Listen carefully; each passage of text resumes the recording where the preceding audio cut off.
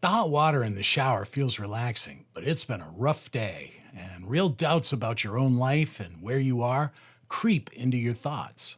And then it hits you. There has to be something better than this. The life I'm living really doesn't look like the life I imagined. I've been there more times than I would like to admit. And coming up with some plan to fix my life just wasn't the answer. What I realized was simpler than that. Just because I can't see what's coming doesn't mean nothing is coming. I found a great story in a collection of my favorite books. Maybe you've heard it. God's chosen people, stuck in the desert, 70 years from home. Everything they knew, gone. Their temple, their city, their identity, sitting in a foreign country wondering if God even remembered their names. That's a long time to wait. That's a long time to wonder if the silence means something's wrong. And into that darkness, after all that waiting, in the book of Jeremiah, chapter 29, God said, "For I know the plans I have for you, declares the Lord. Plans to prosper you and not to harm you. Plans to give you a hope and a future." Most of us have heard that verse at a graduation, or seen it on a coffee mug, or stitched on a pillow. And because of that, it can start to feel like a platitude, something you say to someone when you just don't have anything else to say. But you need to remember something else about that verse. The context really mattered. God didn't speak those words to people whose lives were going great. He spoke them to his chosen people in exile.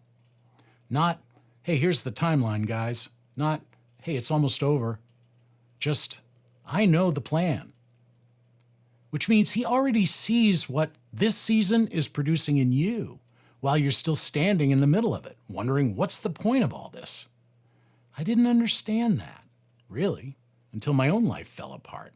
My marriage ended, the relationships that followed went nowhere, my dog died, which sounds like a small thing until a dog is the last warm thing standing between you and a complete silent, empty house. That's what the bare ground looked like for me, but yours looks different.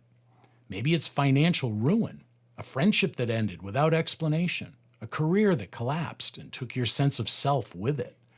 Whatever it might be, God was already in that moment before you got there. And he's not working it out from a distance. He shows up to listen and watch. He hasn't abandoned you. And if you're in a bad place, just looking for something to hold on to, you haven't been abandoned.